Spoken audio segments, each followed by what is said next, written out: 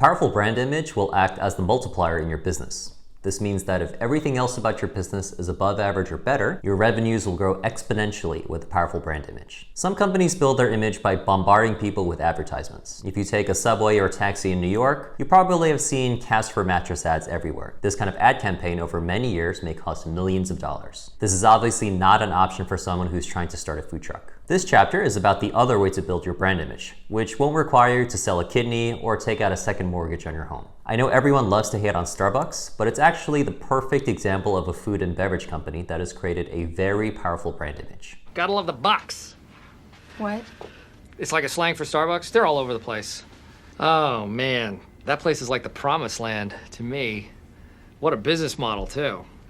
A lot of us forget that once upon a time, we lived in a world where a cup of coffee was a drink for the average Joe.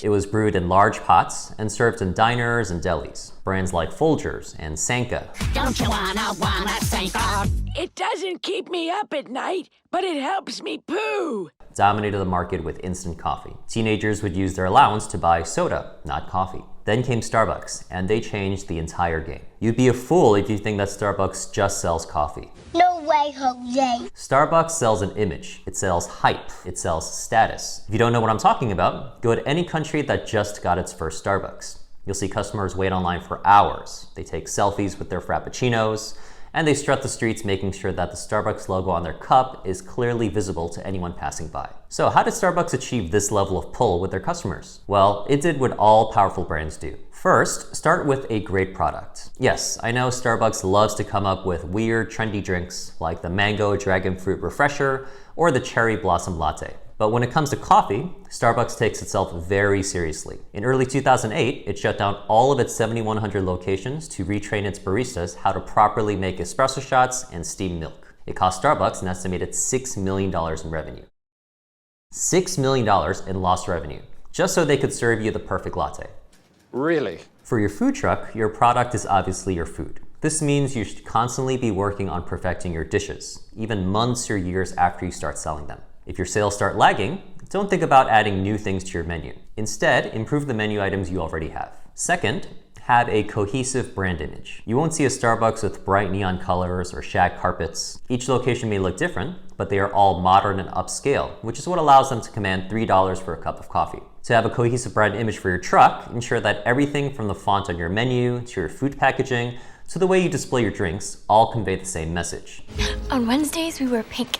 In other words, if you charge premium prices, you shouldn't be using cheap styrofoam containers. On the other hand, if you're competing on value, you don't need to splurge on things like biodegradable forks or specially tailored employee uniforms. One of the most famous food carts that has grown into an international empire is the Halal Guys, and they started right here in New York City. From the beginning, they focused solely on serving the best food at very competitive prices. Their signature dish, chicken over rice, is only $7. And as you can see, it doesn't have the prettiest presentation or packaging. But that's because they're not trying to sell you a Michelin-starred meal. You can't beat this kind of value in Manhattan. It's delicious, filling, and a great bargain, which is why their line is consistently over an hour long, and they now have over 200 locations in development all over the world. Third, offer a memorable experience. Think of it as making pizza that makes customers happy. I like that. It wasn't so long ago that you had only two options for ordering coffee: regular or decaf. When Starbucks arrived, we learned that you can order things like a quad ristretto shot venti iced blended vanilla latte with 6 pumps of vanilla, 3 pumps of mocha, chocolate powder, mocha drizzle,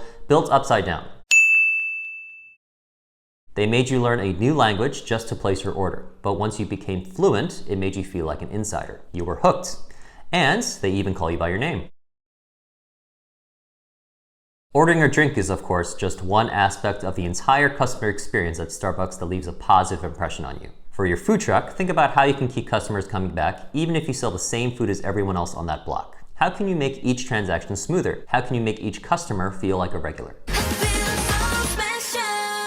Now I want you to think about the 3 companies we reviewed in Chapter 4, Chipotle, Shake Shack, and Blue Bottle Coffee. If you think about it, all 3 companies basically offer the same products as their competitors. Now I know I may get a lot of flack for saying this, but how different are Chipotle's burritos from their competition, really? At the end of the day, it's still just a tortilla filled with rice, beans, meat, veggies, and salsa. How about Shake Shack? Their burgers are made with ground beef, and their fries are made from Idaho potatoes, just like their competitors. And Blue Bottle Coffee? Sure, their coffee might be fresher than some of their competitors, But is it so much better that it warrants waiting over 3 hours in line for a cup? Just like Starbucks, all three of these companies follow the same recipe for building a powerful brand image. They started with a great product, presented a cohesive brand image, and offered a memorable experience. With everything you do for your food truck, you want to constantly be thinking about how your customers will perceive your brand. Will they look at you like every other food truck on the street, or will they see something entirely different?